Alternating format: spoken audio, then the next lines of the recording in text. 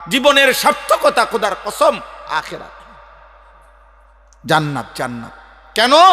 দুনিয়ার মধ্যে বেঁচে থাকার কোনো সার্থকতা নাই, দুনিয়ার মধ্যে বেঁচে থাকার কোনো সার্থকতাই নাই, দুনিয়ার মধ্যে বেঁচে থাকার কোনো তৃপ্তি নাই, দুনিয়ার মধ্যে বেঁচে থাকার কোনো মজাই নাই, দুনিয়ার মধ্যে বেঁচে থাকার কোনো নিরাপত্তাই নাই। 24 ঘন্টা মৃত্যু যার ঘাড়ের সাথে, 24 ঘন্টা অ্যাক্সিডেন্ট যার ঘাড়ের সাথে, 24 ঘন্টা রোগ ব্যাধি যার ঘাড়ের সাথে, তার আবার আনন্দ কিসের? তার আবার ফুর্তি কিসের?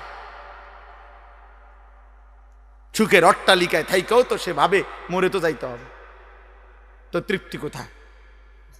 কিন্তু জান্নাতে ঢুকলে বান্দা শুনবে আর কোনোদিন বের হইতে হবে না, আর কোনোদিন মৃত্যু হবে না, আর কোনোদিন হাঁচি কাশি হবে না, আর কোনোদিন মাথা ব্যথা হবে না, আর কোনোদিন চাহিদা অপূর্ণ থাকবে না।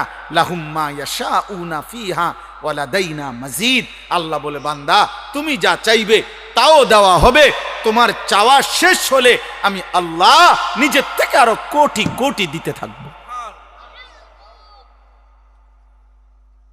এই জন্য দোস্ত আমার, ভাই আমার, বন্ধু আমার, বাজার ব্যবসা, চাকরি, উপার্জন, ঘর সংসার, স্ত্রী পরিজন কোনোটাই হারাম না, কোনোটাই নিষেধ না।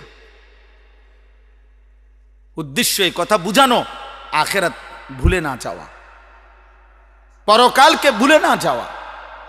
আপনাদের আরেকবার ভাবা উচিত, যুবক কিশোর তোমাদেরও আরেকবার ভাবা উচিত, প্রত্যেকের পর্দার আড়ালের মা যারা, বোন যারা, আপনাদেরও ভাবা উচিত, ভাবা উচিত। যারা এক ওয়াক্ত নামাজ পড়েন না, আপনাদের ভাবা উচিত কাকে সঙ্গী বানাইলেন, জীবনটা কাকে সঙ্গী বানাইয়া, কাকে অনুসরণীয় বানাইয়া। হায় মুসলমানের মা বোন, আজকে যারা প্রতিনিয়ত বাজারে মার্কেটে বেপর্দা চলতেছে, হায় রে বোন, কাকে অনুসরণীয় বানাইলা, কাকে আদর্শ বানাইয়া বেপর্দা চলছো?